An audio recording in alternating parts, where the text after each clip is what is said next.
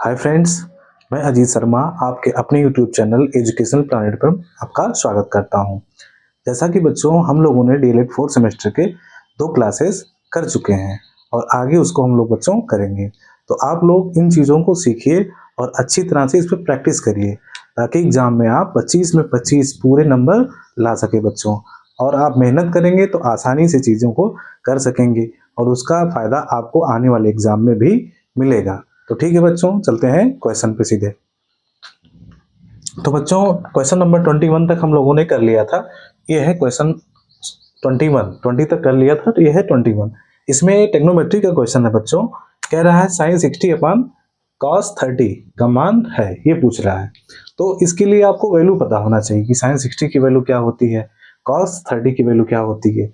तो बहुत ही आसान क्वेश्चन है, केवल वैल्यू रखना है और कैलकुलेट करना है बच्चों। तो हम इसको एक बार ऐसे लिख लेंगे बच्चों, साइन 60 अपॉन कॉस 30। बच्चों हम लोग जानते हैं साइन 60 की जो वैल्यू होती है वो √3/2 होती है। क्या होती है? √3/2। और जो cos 30 की वैल्यू होती है वो भी √3/2 होती है। वो भी क्या होती है? √3/2 होती है। अब बच्चों यहाँ सॉल्व करने का क्या तरीका है? ये इधर इधर से ये बीच वाले के साथ जाता है और जो यहाँ एकदम नीचे है वो ऊपर वाले के साथ जाता है। तो इसको हम ऐसे लिख सकते हैं, √3/2 लिख लेंगे इंटू ये ऊपर चला जाएगा, 2 ऊपर चला जाएगा और √3 नीचे। अभी बच्चों कैंसिल हो जाएगा, इससे ये कैंसिल, इससे ये कैंसिल, और ये आंसर 1 आ जाएगा। ठीक है बच्चों, और एक इस ऑप्शन में दिया हुआ है, ऑप्शन नंबर 21 बा में दिया हुआ है। ये ऑप्शन बा इसका सही हो जाएगा आंसर। ठीक है बच्चों, फिर अगले क्वेश्चन पे चलते हैं।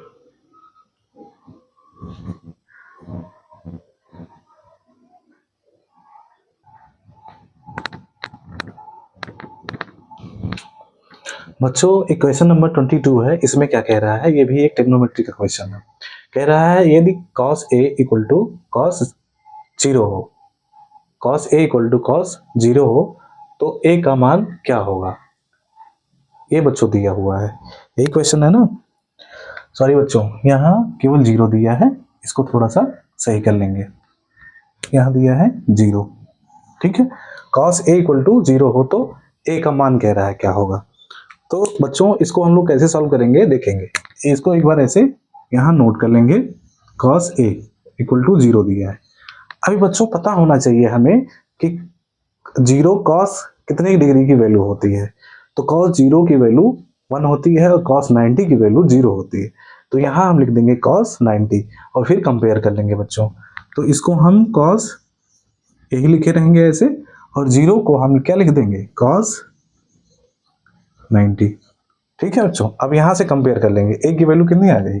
90। तो A की वैल्यू 90, यही हमसे क्वेश्चन में पूछा था। ठीक है बच्चों, यही पूछा था कि A का मान क्या होगा। तो A का मान कितना होगा? 90 डिग्री। और एक इस ऑप्शन में दिया हुआ बच्चों, ये ऑप्शन बा में दिया हुआ है और राइट आंसर हो जाएगा ये। ठीक है बच्चों, अगले क्वेश्चन पे चलते हैं।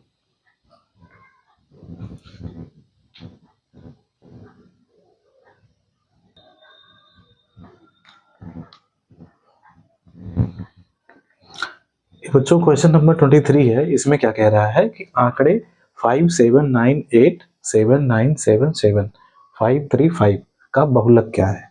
तो बच्चों सबसे पहले हमें ये जानना होगा कि बहुलक होता क्या है। अगर ये आप जानेंगे कि बहुलक होता क्या है तो मुश्किल से 2 सेकंड का क्वेश्चन है ये। तो बहुलक किसी दिए हुए डेटा का बहुलक बहुलक वह संख्या होती है जो मैक्सिमम टाइम, मतलब सबसे अधिक बार आती है, वही उसका बहुलक हो जाता है। तो देख करके ही आंसर दिया जा सकता है इसका, लेकिन पहले हम इसको अरेंज कर लेते हैं, चाहे असेंडिंग ऑर्डर में चाहे डिसेंडिंग ऑर्डर, मीन्स बढ़ते क्रम या घटते क्रम में किसी एक पे आप इसको अरेंज कर लीजिए और उसके बाद आप आंसर दे दीजिए। ऐसे तो देख कर ही आंसर दिया जा सकता है, लेकिन इसको आप पहले अरेंज कर लीजिए। जब आपको लिखना हो एग्जाम में तो इसको अरेंज करके लिखा जाता है बच्चों। तो अगर हम इसको एक बार अरेंज करेंगे बढ़ते हुए क्रम में, तो पहले सबसे छोटा 3 है तो 3 लिख लिए, उसके बाद 5 है तो 2 बार 5 है तो 2 बार 5 लिख लिए। ठीक है बच्चों, उसके बाद 3 5 हो गया। अब देखिए 7 5 यहाँ है, यहाँ है, यहाँ 3 बार 5 है बच्चों। ओके, अब 7 है तो 7 भी देखिए कितनी बार है, 1 2 3 4, तो 4 बार 7 लिखेंगे, ये हो गया। उसके बाद 8 है बच्चों, एक बार 8 है तो एक बार 8 लिख दीजिए, ठीक है। और फिर 9 है तो 9 लिख दीजिए। एक बार मैच करा लेंगे बच्चों, ऊपर कितने डेटा है, 1 2 3 4 5 6 7 8 9 10 11, 1 2 3 4 5 6 7 8 9 10, एक, अच्छा हाँ बच्चों यहाँ 9 2 टाइम्स है, ये हो गया। अब इसमें कह रहा है कि मैक्सिमम टाइम क्या आ रहा है, वही इसका बहुलक हो जाएगा। बहुलक को बच्चों इंग्लिश में मॉड बोला जाता है। तो यहाँ देख रहे हैं कि जो 7 है सबसे ज्यादा बार आ रहा है, इसकी ऑकरेंस सबसे अधिक बार है, तो ये 4 टाइम्स है 7, तो जो बहुलक होगा इसका यही हो जाएगा बच्चों, बहुलक क्या हो जाएगा, 7 हो जाएगा। और किस ऑप्शन में दिया है बच्चों, एक क्वेश्चन दिया है आ में, आ ऑप्शन में इसका दिया है, ये राइट आंसर होगा। ठीक है बच्चों, अगले क्वेश्चन पे चलते हैं।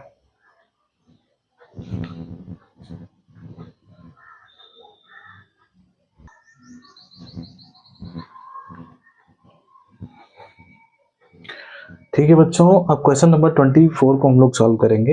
एक सर्कल से संबंधित क्वेश्चन है। इसमें कह रहा है एक वृत्त का व्यास 12 सेंटीमीटर है। क्या कह रहा है, एक वृत्त का व्यास 12 सेंटीमीटर है, तो वृत्त की परिधि है, ये कह रहा है वृत्त की परिधि क्या होगी बच्चों। तो परिधि होती क्या है, सबसे पहले ये पता होना चाहिए, और क्या क्या उसमें जरूरत, परिधि निकालने के लिए क्या जरूरत पड़ती है, तो इसको हम सॉल्व करेंगे और देखेंगे कैसे चीजें कर सकते हैं बच्चों। तो देखिए एक सर्कल ऐसे बनाएंगे, एक सर्कल है, मान लेते हैं कि ये सर्कल है, ये इसकी रेडियस है। तो बच्चों जो इसकी बाउंड्री है, सर्कल की जो बाउंड्री होती है उसी को क्या कहते हैं, परिधि कहते हैं। क्या कहते हैं, परिधि। सर्कल की बाउंड्री को क्या कहेंगे, परिधि। अगर एरिया पूछेगा तो ये पूरा अंदर का जो सरफेस होता है ये एरिया होता है, लेकिन परिधि केवल बाउंड्री होती है। तो जो सर्कल या वृत्त के परिधि होती है उसका फार्मूला क्या होता है, परिधि सर्कल का ये होता है 2 पाई आर बच्चों। अब लेकिन यहाँ व्यास दिया है, तो व्यास और त्रिज्या में क्या संबंध होता है बच्चों, व्यास जो होता है त्रिज्या का 2 टाइम्स होता है, 2 गुना होता है। तो अगर हम त्रिज्या निकालेंगे तो व्यास का हाफ करना पड़ेगा, तो जो आर होगा बच्चों, आर होगा और 12 का हाफ हो जाएगा, 12 का हाफ हो जाएगा, और कितना आएगा, 6 आ जाएगा। क्या आ जाएगा बच्चों, 6 आ जाएगा। ठीक है, यहाँ त्रिज्या निकल गई। अब परिधि निकालने के लिए इसी फार्मूले में रख देंगे, तो 2 इंटू पाई की वैल्यू 22/7 होगी बच्चों, और फिर यहाँ आर, आर की वैल्यू 2 पाई आर, ये 6 हो जाएगा। ठीक है बच्चों, ओके। ठीक है, तो इसमें से बच्चों कुछ कैंसिल चीजें, 7 से तो कैंसिल नहीं होगा, तो इसको कैलकुलेट कर लेंगे। 20, अगर 22 में 2 का मल्टीप्लाई करेंगे तो 44 होगा। क्या होगा, 44 इंटू 6/7। अगर हम इसको थोड़ा सा और सॉल्व करेंगे तो 6 4 जा 24, तो 4 हो जाएगा बच्चों, कैरी 2 हुआ, 6 4 जा 24 और 2 26 हो जाएगा, 26/7। अब इसको अगर हम डिवाइड करेंगे बच्चों, डिवाइड करेंगे तो कुछ आएगा, लेकिन अगर ऑप्शन देखें तो इन्होंने पाई की वैल्यू नहीं रखा है बच्चों। तो ऐसे सॉल्व करेंगे तो एक आंसर तो ये मिलेगा, लेकिन मान लेते हैं पाई की वैल्यू जब आप रखेंगे तो ये आंसर मिलेगा, लेकिन जब पाई की वैल्यू नहीं रखेंगे तो ऐसे सॉल्व कर लेंगे, 2 पाई आर, 2 पाई और आर की जो वैल्यू बच्चों वो 6 यहाँ रख देंगे, तो ये आ जाएगा 12 पाई। क्या हो जाएगा, 12 पाई। ये ऑप्शन में इस ऐसा दिया था बच्चों, तो इसलिए हमने ऐसा सॉल्व किया, लेकिन ऐसे भी सॉल्व किया सकता है, ऐसे एग्जाम में पूछा जा सकता है। तो ठीक है बच्चों, और 12 पाई किस आंसर में है, ऑप्शन आ में हो जाएगा, ऑप्शन आ इसका राइट आंसर हो जाएगा। ठीक है बच्चों, अगले क्वेश्चन पे चलते हैं।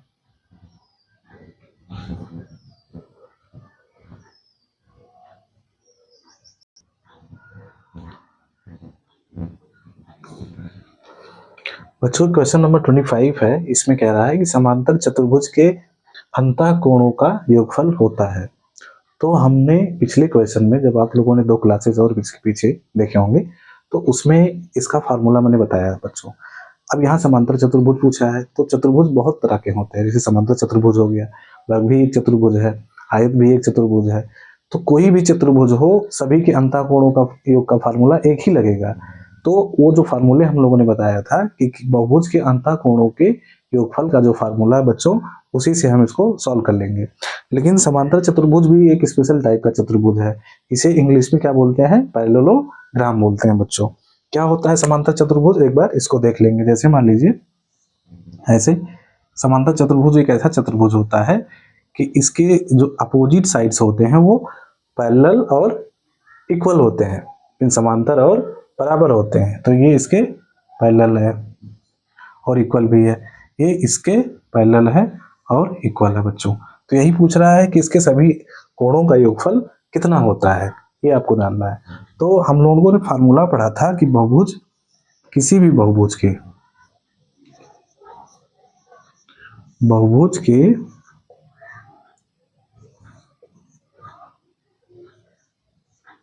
अंतः कोणों का योगफल बच्चों हम लोगों ने पढ़ा था, योगफल कितना होता है बच्चों? क्या था फार्मूला? n-2 इंटू 180, यही पढ़ा था।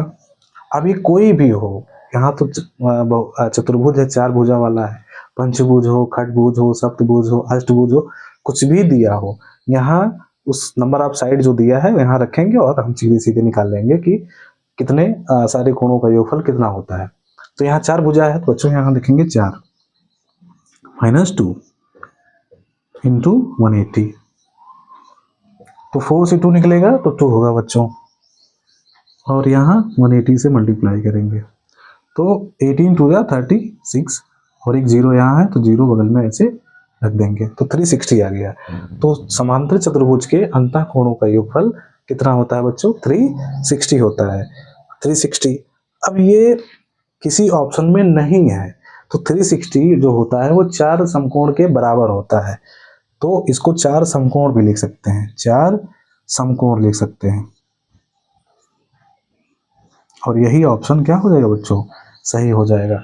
और किस ऑप्शन में दिया है? ऑप्शन ड में दिया हुआ है। ठीक है, इसको आप लोग देखिए और फिर हम लोग अगले क्वेश्चन पे चलते हैं। ठीक है,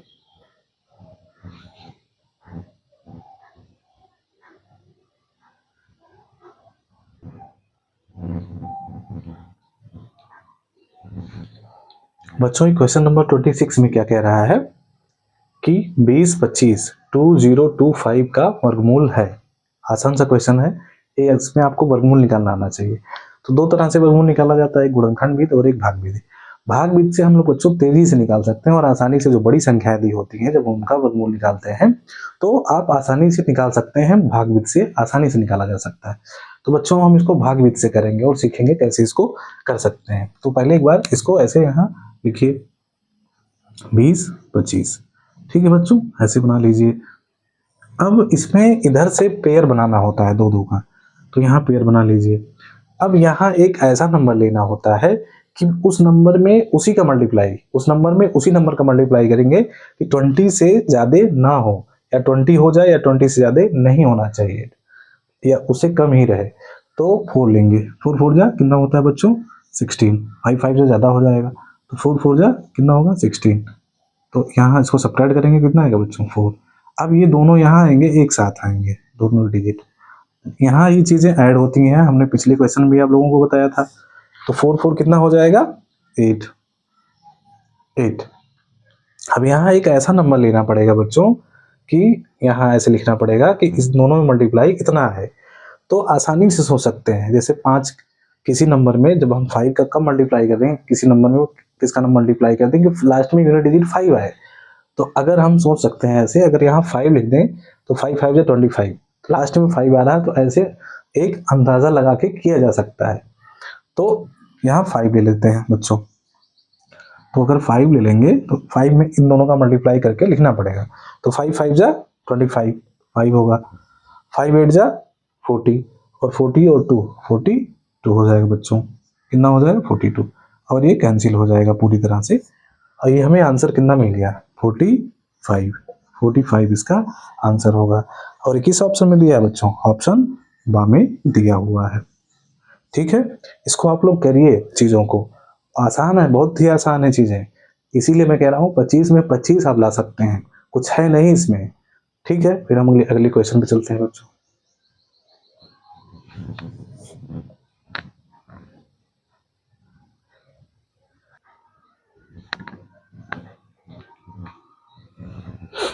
बच्चों ये क्वेश्चन नंबर 27 है, इसमें क्या कहना चाह रहा है कि √2 प्लस 1/√2 का होल स्क्वायर का मान है।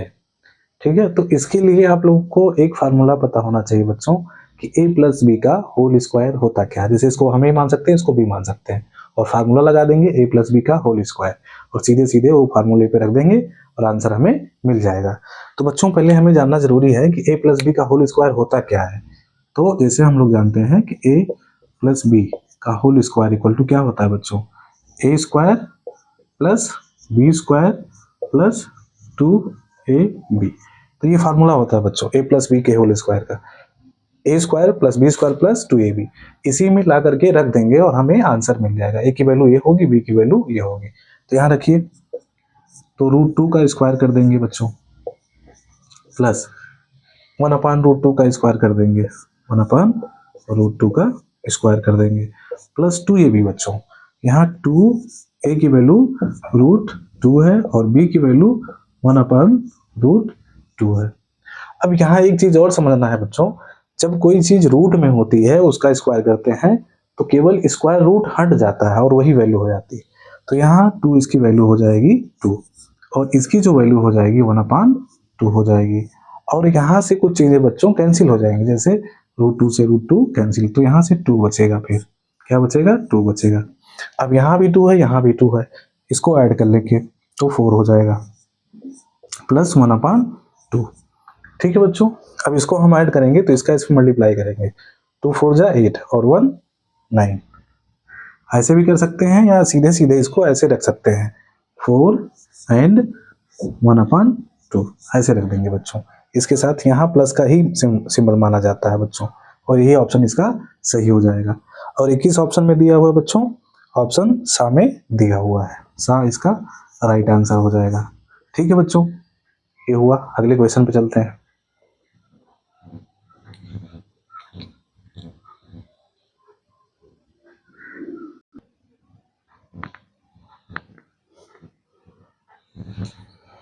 बच्चों एक क्वेश्चन नंबर 27 है, इसमें क्या कह रहा है, एक प्रायिकता से संबंधित क्वेश्चन है। क्या कहना चाह रहा है, एक घटना के प्रतिकूल संयोगानुपात 2:3 है, 2:3 है, तो उस घटना की प्रायिकता क्या होगी, ये पूछ रहा है बच्चों।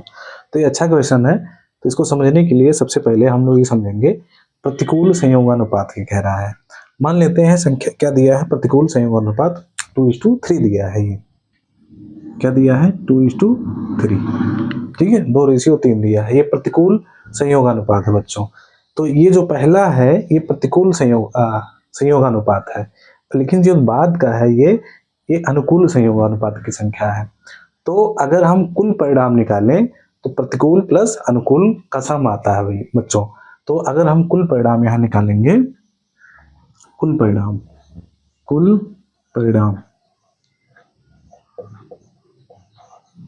जो कुल परिणाम आएगा प्रतिकूल प्लस अनुकूल दोनों का सम होता है। तो 2 और 3 ऐड कर लेंगे बच्चों, 2 + 3 ऐड कर लेंगे तो 5 आएगा। ये 5 कुल परिणाम आएगा बच्चों। क्या आएगा? 5 कुल परिणाम आएगा। और ये कह रहा है कि उस घटना की प्रायिकता क्या होगी, मीन्स जो इवेंट घट रही है। तो ये क्या है? ये प्रतिकूल है। ये क्या है? अनुकूल है। तो अनुकूल वाला बच्चों पूछ रहा है। तो अनुकूल घटना के घटने की जो प्रायिकता होगी, हम लोग जानते हैं जो पीई लिखते थे, पीई, इसमें क्या होता है? फेवरेबल आउटकम चाहे लिख सकते हैं, सीधे सीधे आउटकम लिख सकते हैं। इसको आउटकम लिख लीजिए, आउटकम अपन टोटल आउटकम, टोटल आउटकम। अब हमें यहाँ क्या मिल रहा है? इसके फेवरेबल में 3 मिल रहा है, इसको हम 3 लिख देंगे। और टोटल कितना है 5 है, तो यहाँ 5 लिख देंगे बच्चों, और यही इसका क्या हो जाएगा, आंसर हो जाएगा। ठीक है बच्चों, यही था इसका आंसर। तो ऑप्शन कौन सा ऑप्शन सही है बच्चों इसका, ऑप्शन ऑप्शन द इसका सही है बच्चों, ऑप्शन द, ऑप्शन द में यही दिया है 3/5, यही इसका आंसर हो जाएगा। तो समझ में आया बच्चों, ठीक क्वेश्चन था, इस तरह का क्वेश्चन पूछा जा सकता है एग्जाम में। तो अगले क्वेश्चन पे चलते हैं।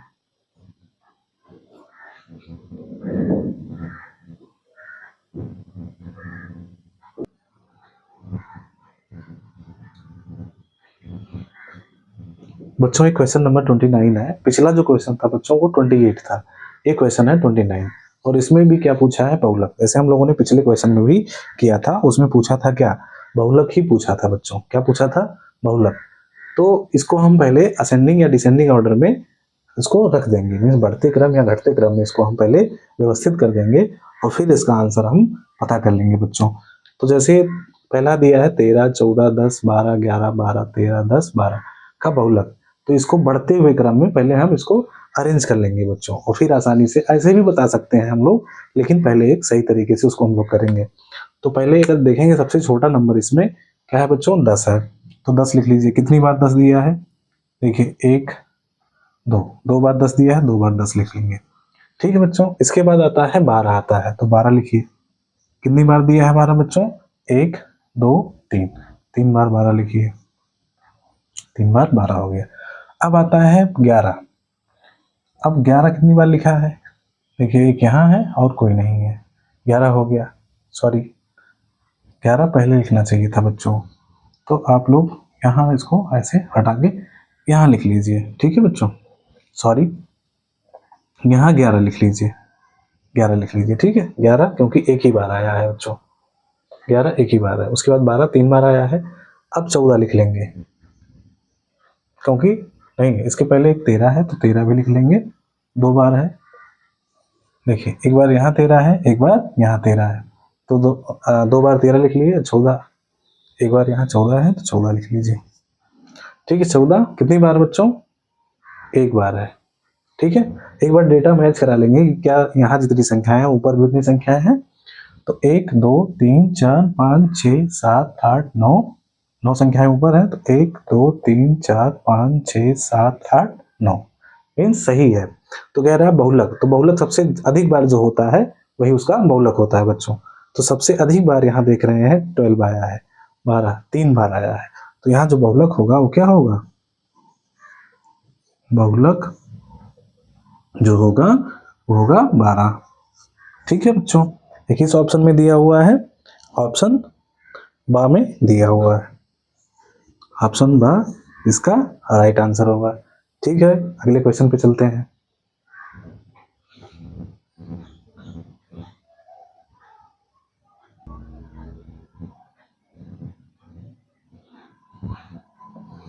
बच्चों एक क्वेश्चन नंबर 30 है, ट्रिग्नोमेट्री से संबंधित क्वेश्चन है, आसान क्वेश्चन है लेकिन ये फार्मूला बेस्ड है। कह रहा है sin 2a equal to 2 sin a तब सत्य होता है जब a बराबर होता है, a की वैल्यू पूछा है, a की क्या वैल्यू हो जाए कि जो a साइड इक्वल टू ये साइड हमें मिल जाए। तो बच्चों यहाँ sin 2a equal to 2 sin a दिया है, तो sin 2a का हम फार्मूला लगा देंगे। तो क्या होता है बच्चों, यहाँ इसको लिखेंगे एक बार, जैसे sin 2a equal to 2 sin a, ये दिया। तो इधर नहीं फार्मूला लगा सकते हैं क्योंकि छोटे फॉर्म में है, इधर हम लगा सकते हैं। तो जो sin 2a का फार्मूला होता है बच्चों वो होता है 2 sin a into cos A, तो इसके प्लेस पे 2 sin a into cos A लिख लेंगे, 2 sin a into cos A इसको लिख लेंगे, और 2 sin a यहाँ है तो इसको रख देंगे 2 sin a। ठीक है बच्चों, अब हम 2 को इधर ले जाएंगे तो 2 से 2 क्या हो जाएगा, कैंसिल हो जाएगा, इस 2 से ये 2 कैंसिल हो जाएगा। इस साइन ए को अगर हम इधर ले जाएंगे तो साइन ए कैंसिल हो जाएगा, इस साइन ए कैंसिल हो जाएगा बच्चों। ठीक है, तो यहाँ से इधर से क्या बचा, कॉस ए, क्या बचा, कॉस ए, इधर से कॉस ए बचा, और यहाँ जो है बच्चों वो 1 बचा, 0 नहीं होगा, वहाँ 1 होगा, 1 होगा। अब cos कितने डिग्री की वैल्यू 1 होती है ये पता होना चाहिए। तो cos 0 की वैल्यू जो बच्चों होती है वो क्या होती है, 1 होती है। तो यहाँ लिख देंगे cos ये इक्वल टू cos 0 डिग्री। तो a की जो वैल्यू आ जाएगी बच्चों वो कितनी आ जाएगी, a की वैल्यू 0 डिग्री आ जाएगी। और यही आपसे पूछा था, a की वैल्यू कितनी आई बच्चों, 0 डिग्री। और ये किस ऑप्शन में दिया है, ऑप्शन आ में दिया हुआ है, आ में दिया हुआ है बच्चों। तो ये ऐसे था बच्चों, इसको ऐसे करना था। आने वाली क्लासेस में मैं हर चैप्टर वाइज जितने भी फार्मूले हैं उसको भी करवा दूंगा। जितने भी चैप्टर सिलेबस में आपको दिए हुए हैं मैं एक एक फार्मूला करवा दूंगा, जितने भी फार्मूले होते हैं, और सारी चीज़ें आपको याद हो जाएंगी। और बच्चों कोई भी कोर्स लेने की ज़रूरत नहीं है, मेरा मानना ये है कि अगर इतना आप करेंगे तो इतना काफ़ी है, सफिशियंट है। और इतना विश्वास मानिए कि इतनी चीज़ें मैं करा दूंगा कि आप पूरे एग्जाम में कहीं आपको नहीं दिक्कत होने वाली है। मैथ्स में, मैथ सेक्शन में आप पूरे में पूरे करके आएंगे।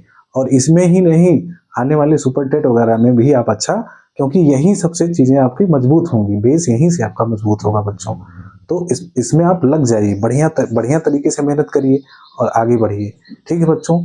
और अपने दोस्तों को जो 4 सेमेस्टर में हो उनको भी ये चीज़ें प्रमोट करिए, ये चैनल को प्रमोट करिए, थोड़ा लाइक सब्सक्राइब वगैरह थोड़ा सा बढ़ाइए ताकि चैनल आगे बढ़ सके बच्चों।